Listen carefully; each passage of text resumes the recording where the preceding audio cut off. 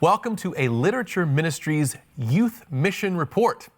And we are blessed to have Elder Camille Metz with us today.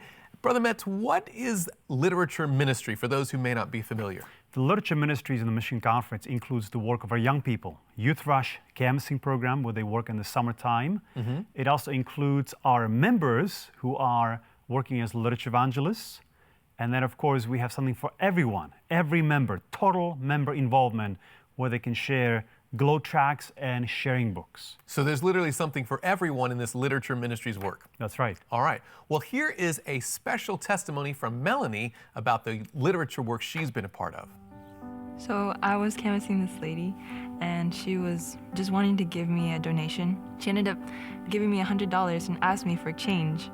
And I was thinking, she doesn't even want the books.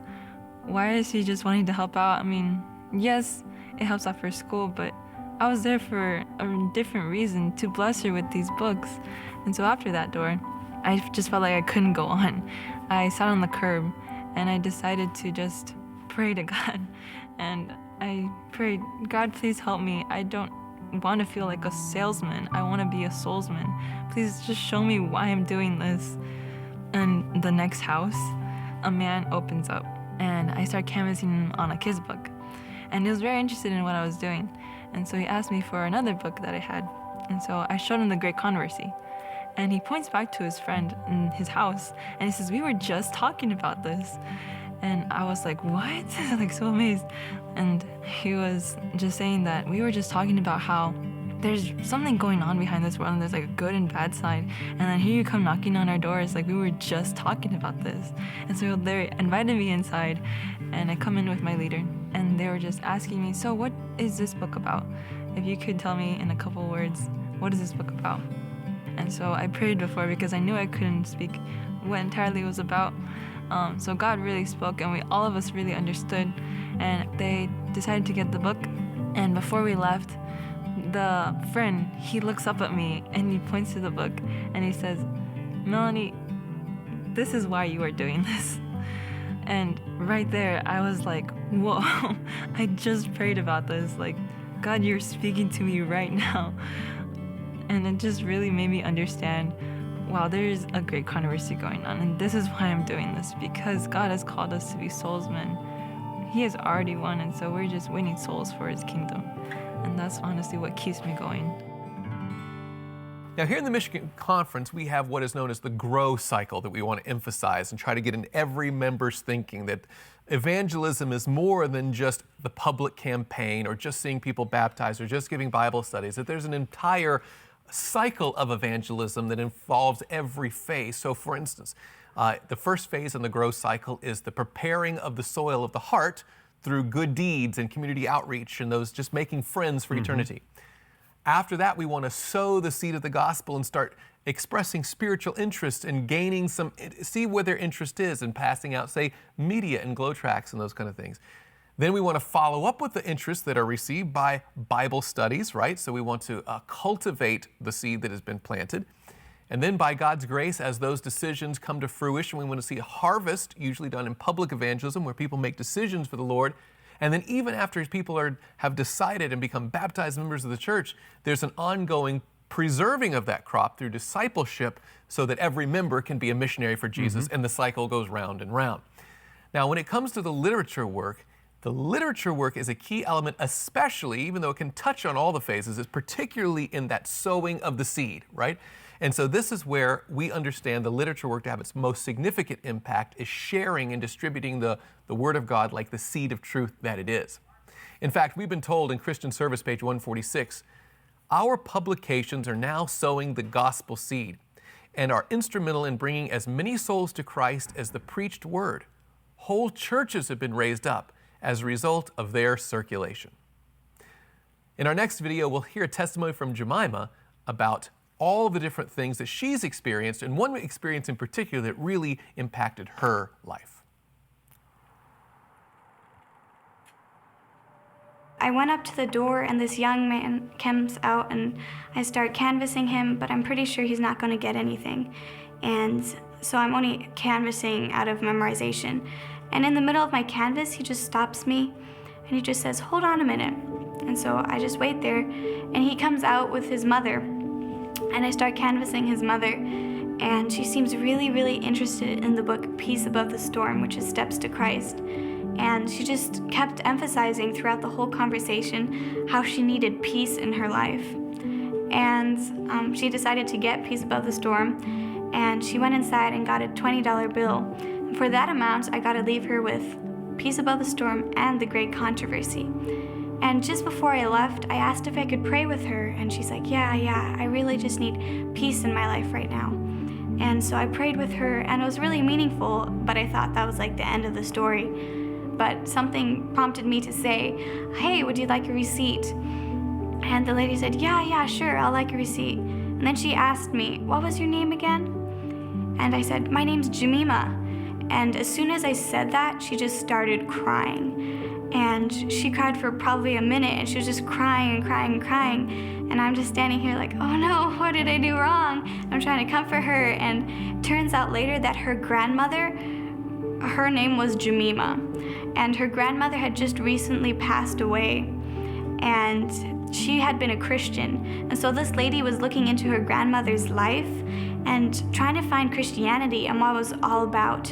And that morning, she had just prayed that God would send her somebody that had books about peace. And then I showed up at her door with Peace Above the Storm. And I just think it was really powerful for me to realize how God can use me, and that he had already planned this divine appointment 15 years ago when I was born and my parents named me Jemima.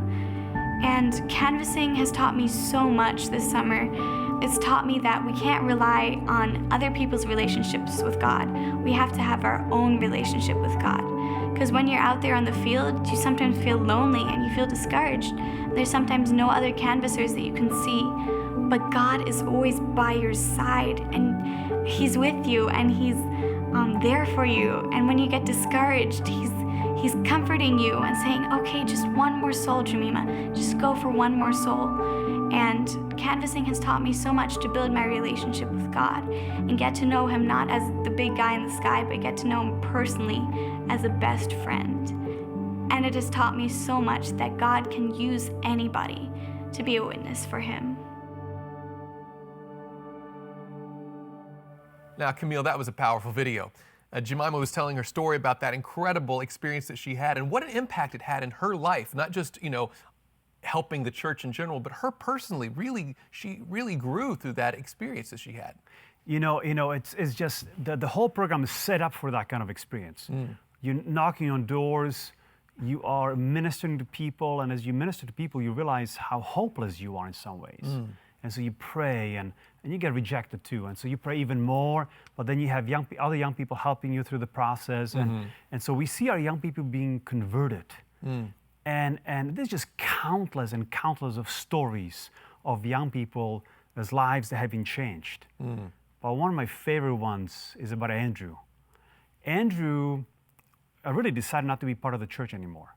I mean, if he came to church, it was just for the potluck time. And so he was not really, interested in the church. And then I invited him to come and canvass. And I want everyone to hear this story. And this is the next story you'll listen to right now. I was always very influenced by my social environment and the people around me. In middle school and also in high school, when people that I knew started hanging out on Friday nights and playing sports and watching movies and this, that, and the other, I always wanted to do these things, but I couldn't because I had to go to church. And so religion was kind of a restrictive thing at that point in my life, and not always the most desirable thing to me. At the same time, I did go to camps and different events throughout the year where I had these revival experiences. So it was very emotional, and I'd, want to commit my life to God, and I'd make these big pledges, but when I went back home, everything that I said, it pretty much ended up in me going back to life as normal. After graduating high school, I went to Michigan State University, and the summer of my freshman year, my older brother went canvassing, and he ended up taking some time off of school to attend a Bible college, and when he came back to school, he was telling me about how I should canvas. And this was a period in my life where I really didn't want to become Christian, and I really didn't even think it was possible, because every time I tried to come to God, it ended up in me falling away. But because I wanted to make some money, because I didn't want to be at home, all like these bad reasons, I decided to go canvassing. And I remember the second day that I went out, I was dropped off by myself in some mobile homes, and I thought, if I'm gonna be here all summer, I might as well start praying now.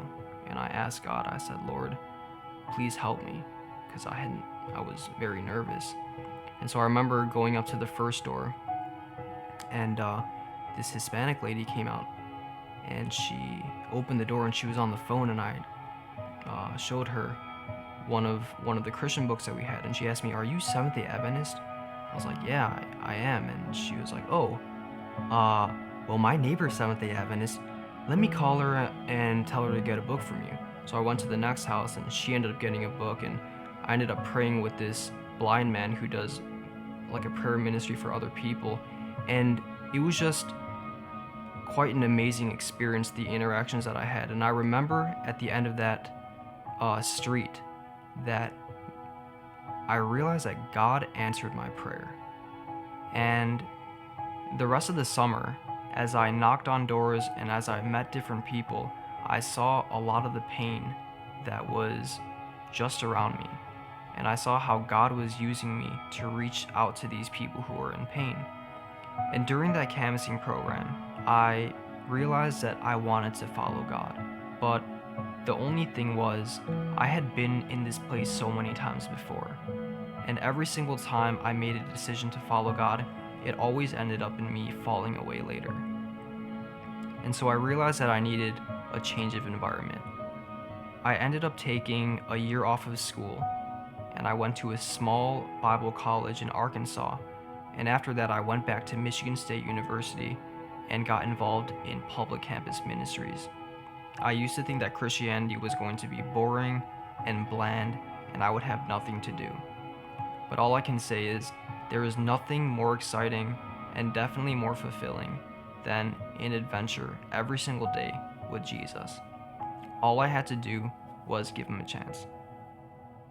All right, now already, Pastor Camille, we've already heard several stories from young people whose lives have been personally impacted by this. And wonderful as that is there a broader impact than just on individual young people as they do this literature work? What's the ultimate aim, and how far is this impact supposed to go? You know, that's the neat thing about this ministry, that while it impacts our young people, they themselves make great impact in the communities. You know, imagine this, in the summertime, they're knocking around 300,000 doors. They distribute 200,000 glow tracts, 50,000 books. And so people are receiving those books, and of course their lives are being impacted by this. So it's obviously it's a deep impact for the individual, but hopefully by God's grace, those books, the literature that's going out, is having impacts that we may not even see right now. Well, I love the quote from Ellen White, which she says, "More than 1,000 will soon be converted in one day, and most of them will trace their first convictions to the reading of our publications." What that means is that once somebody walks into the evangelistic meetings and they listen to the message about the Sabbath, there's a good chance they have read about the Sabbath already. And, you know, that being convicted, and so much easier for them to make the decision. Powerful. Well, we have a special testimony from Olivia now about the greater impact that can be had through this special literature work. I was canvassing industrial businesses at the end of a morning, and I walked into one business knowing that it would be my last based on how much time was left. And so I just said hello. It was a mechanic shop, and I couldn't see anybody that was around. But eventually a lady came in from the back, and she just looked like she had been having a bad day. And it turns out that she had. What I didn't know at the time was that she had just come to the end of a very difficult situation in her life that morning, and it was just really discouraging her. I just said hello and shared with her what we were doing. I shared with her the health books, and she was kind of interested, but not really. And she just asked me, "Oh, what religion are you?" And so I shared with her in the back, "Oh, we're working with the famous Blue Bible Story company. Have you heard of us?" And she said, "Oh, no, what religion? What church are you?" And so I took a deep breath and I said a prayer and I said, "Oh, we're Seventh-day Adventist Christians. Have you heard of us?" And she just stopped and looked at me, and her whole face lit up, and I wasn't expecting that, but she just smiled and she said, "You're a Seventh-day Adventist? I want to be a Seventh-day Adventist." And so our conversation just really took off from there. She shared that she was a homeschool mom, and over the past 15, 20 years, through educating her children, trying to give them a Bible-based education, she had been studying the Bible through different Bible study guides from different denominations, and God had been showing her in the Bible the truth about the Sabbath and what happens when we die, and also about how God wants us to be healthy through the health message too. And so I shared with her that, yes, this is things that I believe too that the Bible teaches. And she was so excited because she'd heard of Adventists and was curious about learning more, but she just never had really had an opportunity to look into attending a church in the area.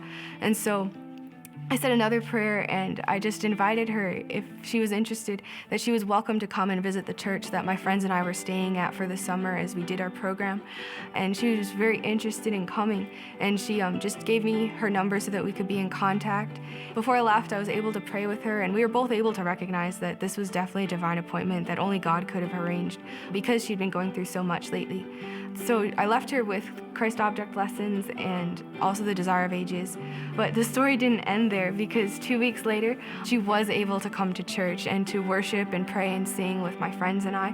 And she had such a wonderful experience. And she told me later, just as we were standing in the foyer, just sort of praising God together and praying together for each other, just how good God has been to both of us and making sure that our paths had crossed. And she shared with me that this was the first time she felt at home in a church in a long time, just with people who were welcoming and wanted to follow God and all the truths in the Bible too.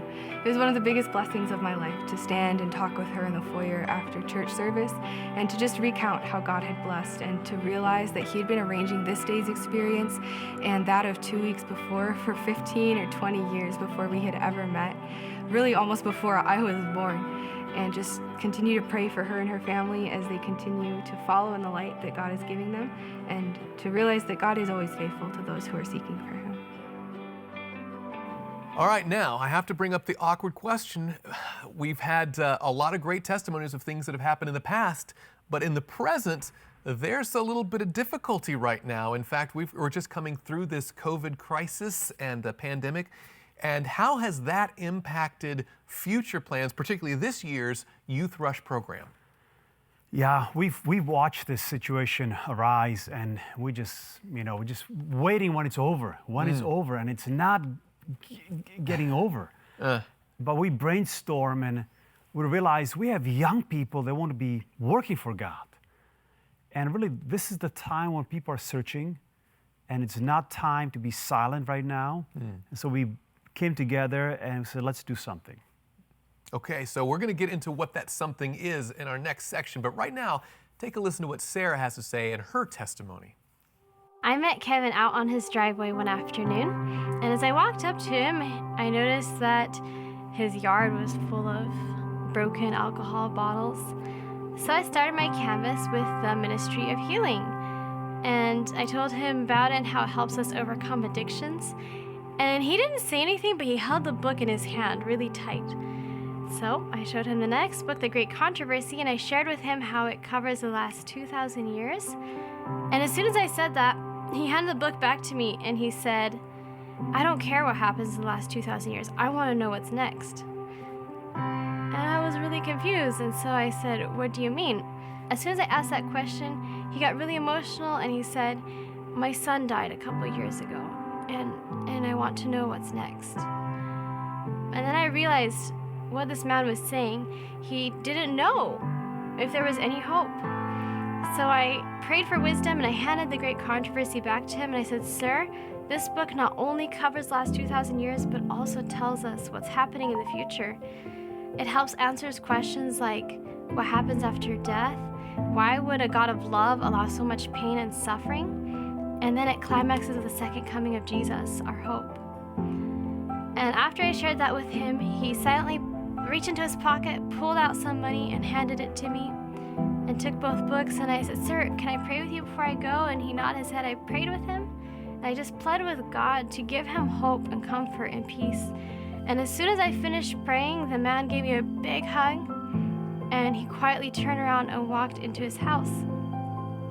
But when he hugged me, I could smell the alcohol in his breath, and I realized that this was a hurting man, someone who didn't want to be addicted to alcohol, but who hadn't found a solution for his pain. So as I went back out onto the street, I just stopped to pray for him, and I just pled with God again for him and for his situation. And as I was thinking about him, I remembered that on the back of the Desire of Ages that we carry, there's a quote that says, "Through all our trials, we have a never-failing helper." So I thought, oh, I must give this book to him. And he had given enough in donations anyway, so I walked back to his house and I knocked on his door to give him the Desire of Ages. But no one came to the door. And I knocked, and then it dawned on me that he was so hard of hearing that he couldn't hear my knock on the door. And I realized that if it hadn't been for God bringing him outside at the time that I arrived, I may have very well never met him. God cares so much for him that he brought him outside so I could minister to him. So I wrote him a note. I left the Desire of Ages on his door, and I walked away, and I thought, wow, here was someone searching for the truth that we have in such desperate need of it, and why would God choose me to go to his door? God could have sent an angel. He could have reached him any other way, but he chose me to go. And so I thank God for arranging circumstances so perfectly. And at that moment, I also rededicated myself to God and asked him to help me to labor tirelessly to reach souls for the rest of the summer. All right, another powerful testimony was just shared, but let's come back to what we were discussing a minute ago. So obviously we've had these new pandemic problems and stresses that have come, especially when it comes to scheduling and planning. So what has the Youth Rush, what has the Literature Ministries Department done, or what are the plans for this summer given our current circumstance? Yeah, so what we had to do is we had to postpone the whole summer by 1 month. So we're starting July 6th, and we still will be utilizing young people. We still will be able to share the powerful messages in our books, but it's going to be different. And so we'll be using a lot of technology to do that. We'll be using our phones, computers, social media to accomplish that. Okay, so the goals, the objectives of the Youth Rush program are still the same, but you're thinking of new ways to adapt to that. And you're going to start a delayed start starting July 6th, and you're going to incorporate more technology this year than maybe in previous years. But the work will go on in a modified way. It will. Okay, well, that's good to know. Now, let's have another testimony, shall we? Take a look at what this young man had to say. I remember getting out the van. Around that time, I was praying for God to really just show me that he's real, and I was praying that for a while. And as I'm going forward on that street, I see some apartments. I'm like, you know, I might as well hit these too. So I start from the top floor going down, and I'm knocking on doors. I'm trying, you know. Several people were home, so that was pretty cool, but still nothing just seemed to be going out that day. And as I'm reaching this bottom floor, I knock on this door. And this lady through the door, you know, the door's not even open yet, but she's asking, oh, who is it? And I just say, oh, my name's just Junior. My name's Junior. I'm just a student. And she opens the door just a crack, and she's still not able to see me. I'm still not able to see her. But I begin canvassing her. You know, I'm trying to slide a book through the door, and, you know, she still doesn't want to hear what I have to say. But I end up just asking her, like, do you have any religious backgrounds or anything like that? And then from there, she actually opens the door to see who I am. And, you know, she just sees like a regular young guy. And then from there, I just felt the need to just canvass her on peace above the storm, which is steps to Christ. And as I'm canvassing her, I began to explain to her, like, I'm actually right now reading this book. It's an amazing book. And as I'm showing her, I'm flipping through the pages with her. I end up going to the page where Come Thou Fountain, the song is on. And I end up singing the first verse for this older lady. And as I'm singing this verse, she's still hearing what I have to say. And then through that, I connect on why I'm actually doing this work. As I'm speaking, and I began to see that tears are actually coming from this lady's face. And she's like, You're an angel. God sent you at the right time. You are God sent. God sent you here. And I began to explain to this lady, like, no, I know I'm not an angel. Trust me, ma'am, I'm not an angel. She's like, no, you're an angel. God sent you here. And, she began to explain to me that right now she's just going through many different struggles that she really just did not expect to be going through at the time. And, she really just begins to open up to me. And, she's like, no, I just have to help. I just have to help you. So she goes inside to get money to help me. And, at this point, she's hugging the book. She's just happy. She wants this book. And she tells me that I can't go unless I sign the back cover of her book. So I signed the back cover of her book, and I leave a little paragraph of just words of encouragement. The reason why that story was so powerful to me was, of course, I seen at that moment that God has answered a prayer for her at the right time, where, the time that she needed, a co-porter came to her door, just telling her that Jesus really loves her. And through that situation, God answered a prayer for me. Because for so long, I was praying for God to really show me that He is real. To show me just something that He's real. And through that, I can really say that God is real and that He is love.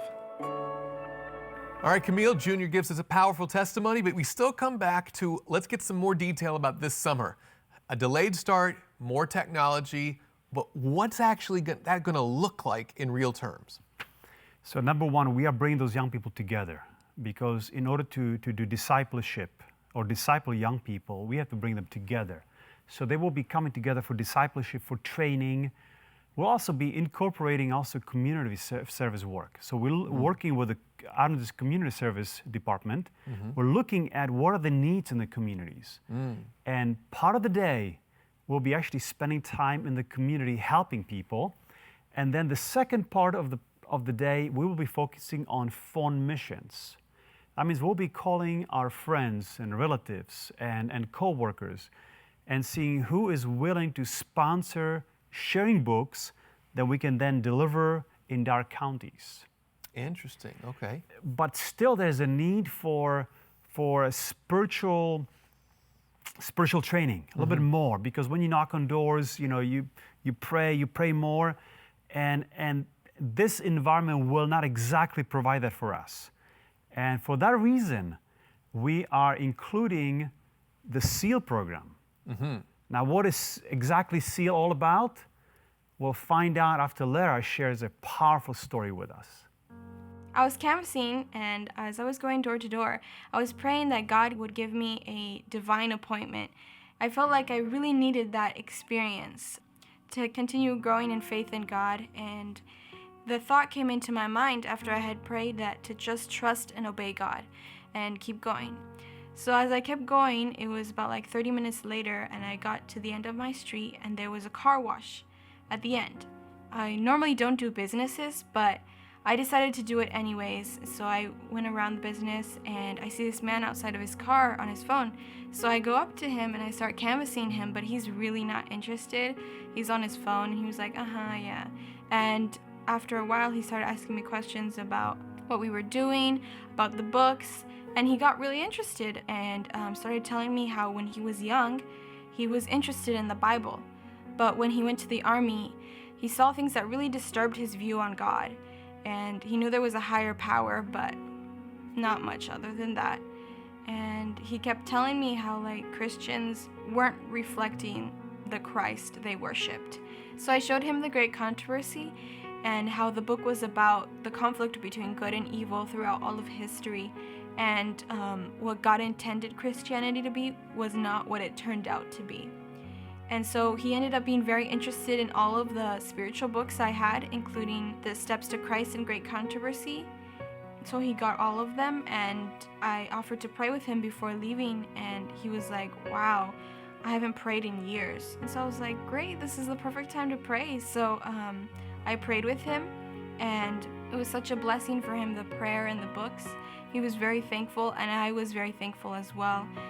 Because God had given me the divine appointment that I had been asking for just 30 minutes before. And so it was just a great blessing to see that God would even use me to help someone else, to share His gospel. And this experience has helped me a lot to have more faith and trust in God. And it's experiences like this that make canvassing worthwhile. So what is SEAL all about? Well, thank you for bringing that up. SEAL, the acronym, it means Summer Evangelism and Leadership Training. In the last couple of years, we've talked about our department from Sabbath School Personal Ministries partnering with the Literature Ministries Department. They For the young people who come and do the youth rush work, it's more than just, like you said, it's more than just, making money or going to X number of doors and just trying to go through what you want is a full, a broad, rich experience that these young people can have. And obviously, we want them to be literature evangelists or any kind of evangelist. We want them to be missionaries whenever they go back to their homes, their home churches, and their schools, or wherever they go. And so the idea was brought up, what if we could make a more intentional element of spiritual preparation and evangelism training as part of their literature work for the summer? And so SEAL was that summer evangelism and leadership training that the Personal Ministries Department, in partnership with the Literature Ministries So Department. who are some of the presenters? Well, I've been a presenter myself. We've had Pastor Mark Howard, we have Pastor Wes Peppers, and a lot of the good pastors who have been evangelists in their own right or have had experience in these kind of areas. And it's been a success. We've started in a limited amount. We were going to expand it really, really big this year and make it a big, but then again, COVID hit. And so we've had to do some adapting. And so you're going to see a modified SEAL program this year. I don't even know if we're going to end up calling it SEAL. I don't know, because we're still adapting to that. But basically saying, all right, what are the needs of the Youth Rush program and what are the opportunities that are unique to this circumstance, and how can we provide that same level or at least some element of those benefits that we saw in previous years and adapt it to this new circumstance. So we're currently in the process of figuring out exactly what the schedule is going to look like, but there will be a special training for these young people beyond just phone calls and the literature, logistics. We want to see a deepening of their walk with Christ. We want to see them have good personal devotions. We want to have that grow mindset in their DNA so that when they leave this summer program, it's not just an event they did, but it's now a part of their life going forward. So we anticipate success with that, even though we're not exactly sure what it'll look like. It's going to be part of the program for sure. And what's neat is that anyone can be part of it because we'll be going live on social media. Ooh. So I think we're going to go big. That would be great. Now I think it's time for another exciting story. And this is a story about Daniel and how he came into the church and how he himself became a missionary as well. When I was 5 years old, I accepted the Lord, but I ended up growing up in bad neighborhoods and involved with gangs, drugs, money, women, you name it. I've been homeless. I caught my first case at 8, but through all of it, God never left my side. Every time that I cried out to him, he was right there. And it was like he never left my side. I felt him as soon as I started praying, he was already there. Even if I was thinking about it, he was right there. So as I continued growing, the Lord kept doing these things which made me believe in him. And so when he finally got a hold of me and I finally submit to him, I started going to church and seeking his truth. And so I was going from church to church to church to church, trying to get his truth, and was asking everybody for Bible study, and nobody would give me Bible study. And it made me feel like, wow, I can't even get a Bible study. Well, I'm gonna do it by myself then, with me and God. And there's a reason for that.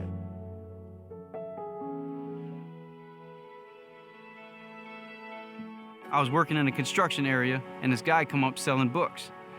And I walked over to him, and I noticed he had some Bible literature stuff. And so I said, man, do you do Bible study? Because at this time, nobody would give me Bible studies. And he said, well, I don't, but I can send somebody your way who can. And so he wrote my information down, and next thing you know, I had a guy come to my house whose name was Dennis, and he gave me Bible studies, and he started proving to me that Saturday is the actual day of the Sabbath. I never knew that. I always thought it was Sunday.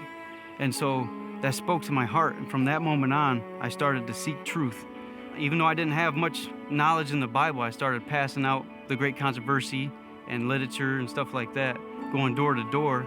And even this Sabbath, this week, today, a guy came from an area where I went and evangelized, and he came to church today. He was actually going to commit suicide, but he actually came to church today, and the Lord used me. And so going door to door does work. I got numerous of other people that I could talk about. And whether it's literature, whether it's just saying, hey, how's it going? Do you believe in Jesus? Anything. But giving these books give you an opportunity to speak to them.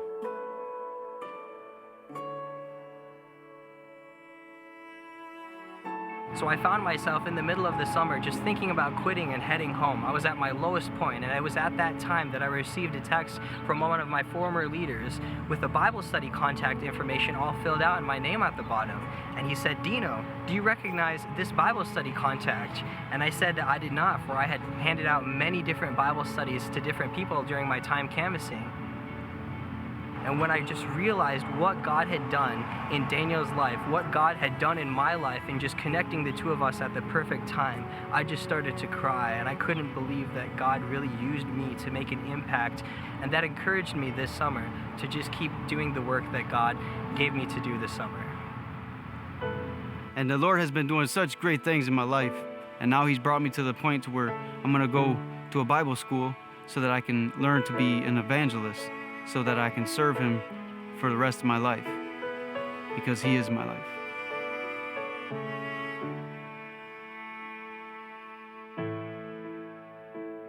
It is my privilege to baptize you as a minister of the gospel in the name of the Father, the Son, and the Holy Ghost.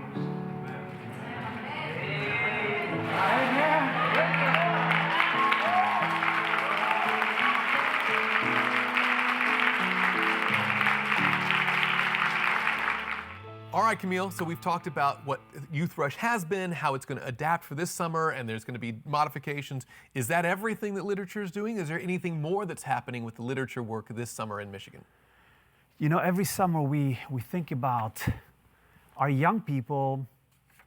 You know, they go out and they raise money for school and they distribute powerful books in people's homes, but it's really about receiving. The whole summer is about receiving, whether it's spiritual blessing or monetary blessings, right? And so I thought about what can we do to teach them other lessons. And so in the past 4 years, we have set aside one day in the summertime, and they could just decide, that was up to them, but they could decide to actually donate their day's earnings towards missions. Ooh. So in one day in the summer, they would do what is called canvassing for missions. And it's just so much fun because the young people will come and say, you know, today I'm working for the Lord. I'm going to get out more books than ever before. I'm going to raise more money because I'm not doing this for myself right now. I'm doing this for God. And it's true. They would get more books out and raise more money than any other day of the summer. Now, this is a real inspiration to us. And they will raise the money, and then we would work with the General Conference and send money to Russia or Venezuela, or we've sent money to Asia. We were looking at projects that you know, where there's great need. But we were thinking that we really want to expand. While we have young people canvassing for missions, we will be inviting church members to work for missions that day. So that one day in July, while our canvassers are working, dedicating that earned money to a project, and we have a number of projects. We're looking at projects in Africa and India and in Hong Kong and other places around the world. And so we'll be inviting the church members to do the same that day.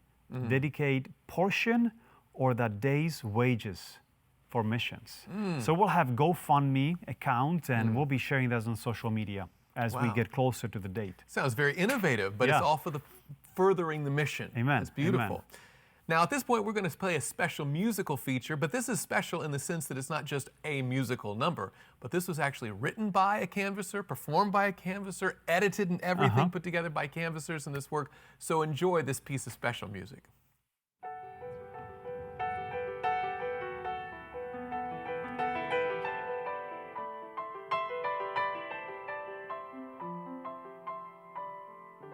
He's coming soon, just a little longer.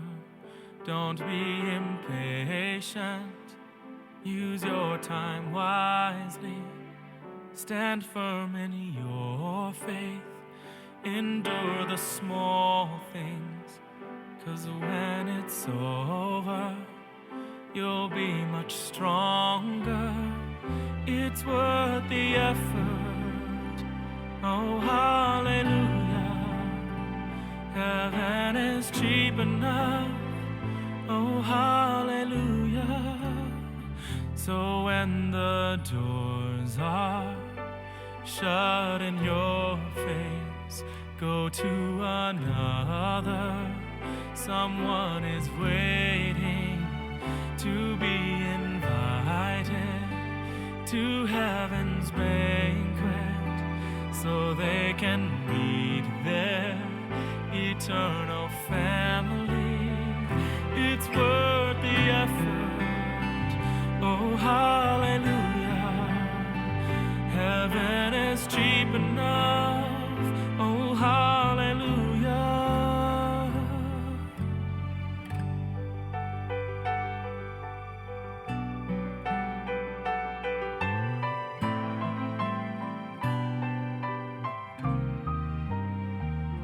Then up in heaven, Jesus will greet us. He'll say to each one, well done, good servant. And then we'll meet those familiar faces we helped direct to our precious Savior. It's worth the effort. Oh, hallelujah. Heaven is cheap enough. Oh, hallelujah. It's worth the effort. Oh, hallelujah. Heaven is cheap enough. Oh, hallelujah. Oh, hallelujah.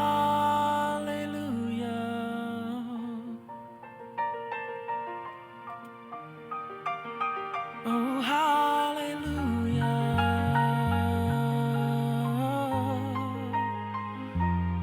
Hallelujah.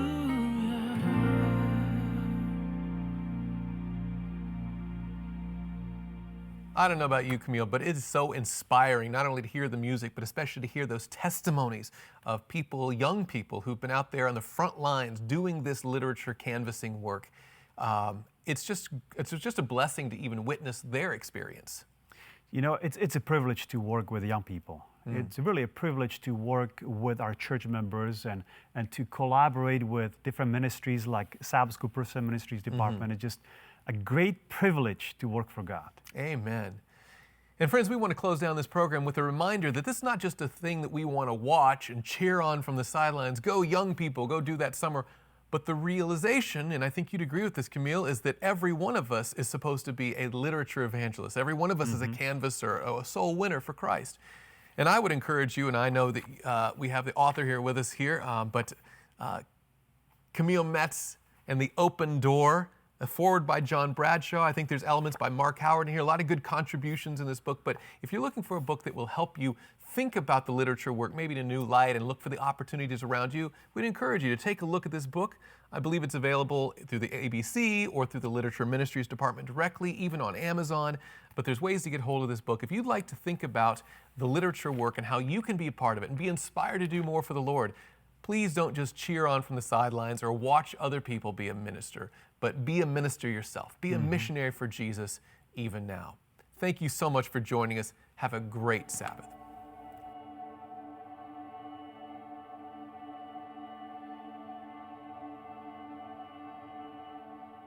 I want to thank everybody for coming. Thank you, all of our live stream audience. And I want to invite you back at 6:30. This will be a live event here at the Village Church. So if you're in the area and you would like to attend, you're more than welcome. And again, God bless, and we appreciate you viewing with us. Thank you.